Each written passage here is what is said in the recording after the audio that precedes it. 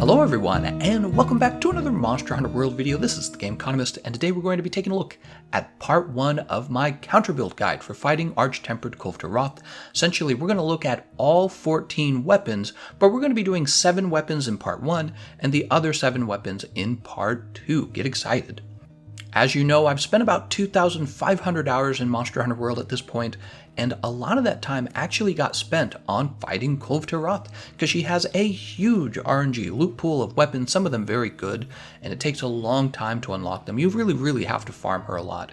So one of the ways that you can kind of keep yourself interested in farming her is to change up what you're using to fight her with, right? Take it as an opportunity to practice with a different weapon class, or to just, experiment with something you haven't been using for a while. So what I'll do is, to keep the fight fun, I'll use one weapon class, I'll move on to the next one, and I'll just keep changing, and this is a way of keeping myself from being bored while I'm farming. It's a terrific strategy, and I hope you guys will use this strategy as well. And really, you should be using this video and the part 2 of this video as kind of like a cheat sheet, so that you can just kind of take a look at the cheat sheet, put a lot of these together ahead of time, and then go to it once you're in a session with Kulve Taroth. You don't want to be putting your builds together when you're already in a session, because if you do, then you're not helping the session get her to a higher pursuit level. There's going to be a group that's missing you, right?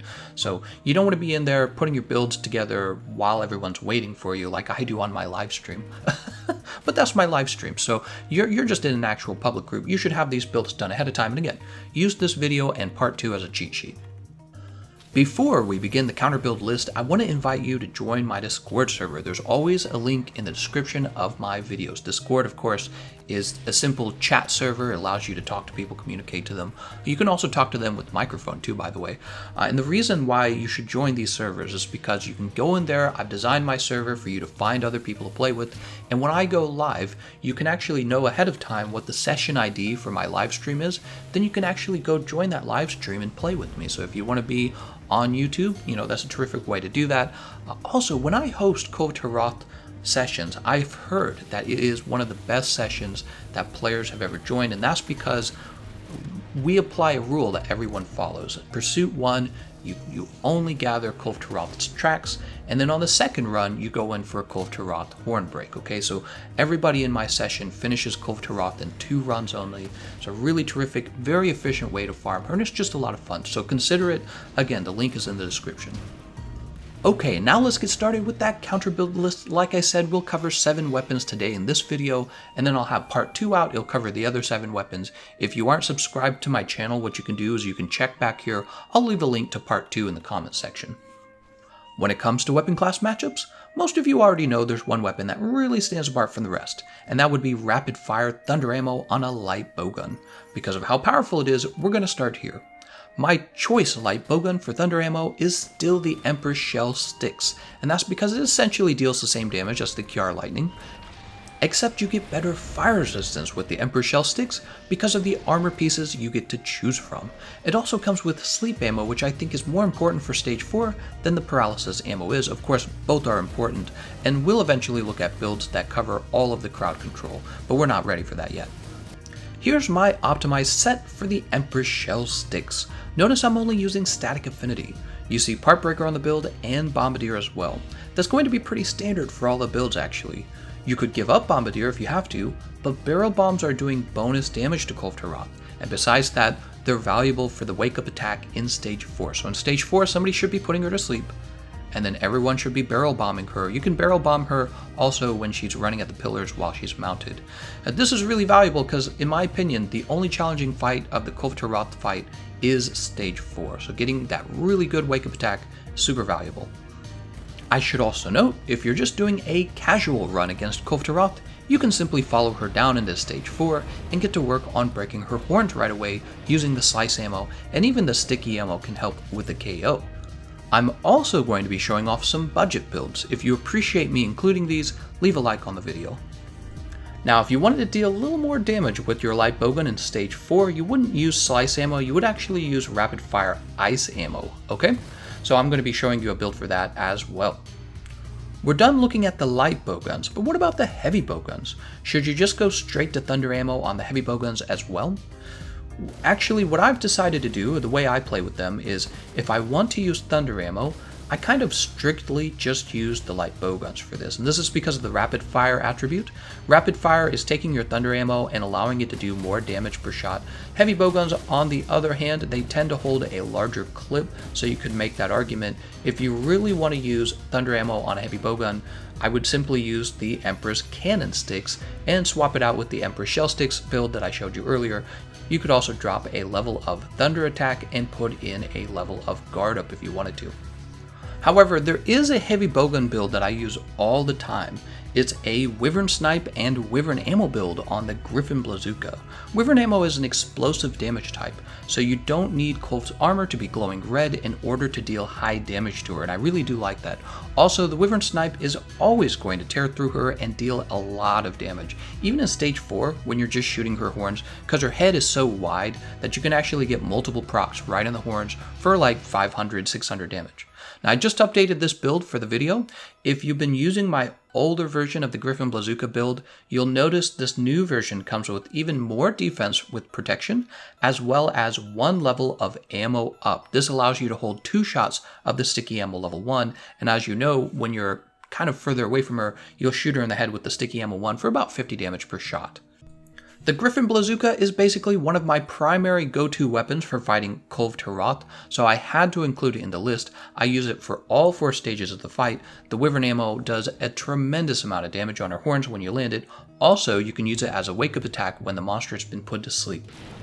For stage 4 of the Arch-Tempered Kulve Taroth fight, you can continue to use the Griffon Blazooka, or you can use this other build with the Magda Gemitus. There are 2 well-known weapons for crowd-controlling Arch-Tempered Kulve Taroth in stage 4, and really when you crowd-control her, stage 4 becomes a lot easier. So with the Magda Gemitus, you're getting sleep ammo, you're getting paralysis ammo, and then of course you're getting the sticky ammo level 3, which you can spam very well with this weapon, and you've got the KO charm level 3, and this is causing her to get KO'd once, and maybe even twice if if it's like Pursuit 3 and the fight lasts longer than it really should. So you can really get all the crowd control on her with this build. You'll notice it's also a highly defensible build. It's got health boost, it's got fire resistance, and it's got divine blessing. And when your Wyvernsnipe comes back, you can use your Wyvernsnipe to shoot her in the head. You've got special ammo boost there as well. Okay, so there's a really meta build here. We'll take a look at the Legiana bow for part 2, but this is one of those 2 really powerful stage 4 builds for fighting Arch-Tempered Kulve Taroth. It's worth knowing, it's worth giving it a try. The next weapon we should definitely take a look into is the Greatsword. Kulve Taroth tends to have some really slow attacks that allow you to get a true charge slash on, not to mention you also drop boulders on her, and anytime your team incapacitates her, which is going to be often in stage 4, your damage contributions with the true charge slash are really going to be pretty high. There's going to be 2 versions of this Greatsword build, a version that's going to cover stages 1, 2, and 3, as well as a version for stage 4. The stage 4 versions can drop Heartbreaker and finish off Crit Boost 3 and Focus 2, so you're definitely going to want to create both of these builds and save them and then swap between them. I mean, you don't have to if you're really feeling very confident. It's just if you're like Pursuit 3, then you're probably going to consider it.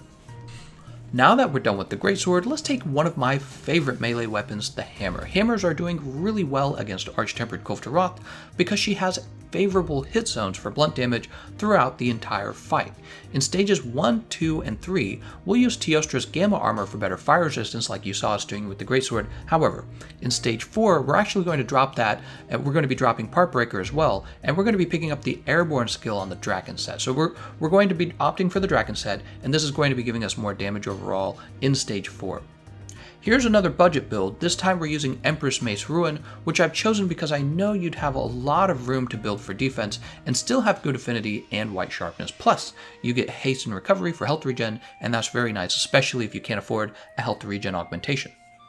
So far we've covered 4 builds. Build number 5 is going to be for the Hunting Horn. I wanted to go with Deep Vero because I know that Kulve Taroth does have okay hit zones for dragon damage. However, the problem with Deep Vero is that you're not getting enough affinity. This is causing you to lose your white sharpness too quickly because Master's Touch is not activating. So instead we're going to be going with the Blazehorn. Blazehorn is a high damage hunting horn that also has the affinity that we need. Also, it does come with the Gut skill, which I imagine will occasionally save you from a cart if you mess up. So if you want to use Blazehorn in stages 1, 2, and 3, and 4, go for it. However, for stage 4, we actually are going to be dropping the Blaze Horn in favor of the Deep Vero if you're just talking about damage.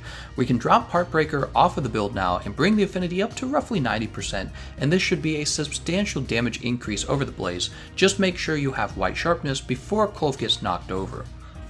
We're also going to be making a budget build for using the Hunting Horn, except it's also going to include wide range on the build, so your goal here is to eat a Demon Drug, a Might Seed, and then keep the attack up extra large active all the time, and keep eating those Might Seeds. This should give your team a nice big boost to damage.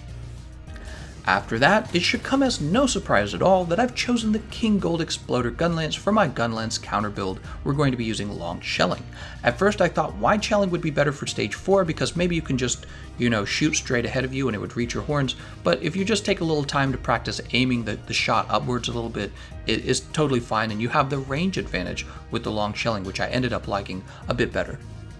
You can use the same build for all 4 stages of the fight because there's not really anything for you to pick up for stage 4 that will make you do more damage. Maybe you could use the jumping decorations to get the evade extender, but that's about it. It's not really a big deal.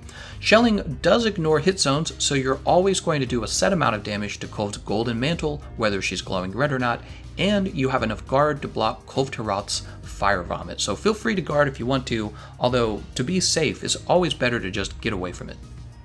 I should point out that this is also basically a budget build, since I'm using a Rarity 6 Gunlance that just about everyone should have at this point, and I have no Gamma armor on the set, and I can't overstate how survivable this setup is, so yeah, I'm calling this a budget build as well.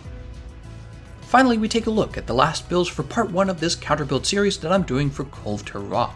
We're taking a look at optimized longsword sets. You'll need a separate build for stage 4. So let's start with the build for stages 1, 2, and 3. Notice I've gone with the Kjarr Spark Longsword. You could alternatively go raw with the Taroth Fire. The build would look similar but a bit different. You'd have Elementalist, for example, and you would drop the bolt decorations. But this Kjarr Spark is getting better damage. If you need more defense, you could drop the Thunder Attack for Vitality, but of course you'd be giving up damage in favor of defense. Likewise, we're going to be using the Kjarr Sword Stream for stage 4. The build looks very similar to the Spark build, except this time we have peak performance because we have all these leftover medium slots and not really anything important to put in them. Similarly, once again, you could be using the Taroth Sword Fire on an Elementalist raw damage build. I just found that the ice damage was better than the raw damage in this case. Alright, and this is going to be our last build of the video. It's a budget build for the longsword. For stage 4, I want to make a note. You'll want to consider a second version of this build where you swap out the 3 levels of Heartbreaker and bring in another level of Max Might and another level of Critical Boost. Okay, we've covered 7 weapon classes. I'll be covering the other 7 weapon classes in part 2. I want to thank you all for watching, and I'll see you guys next time.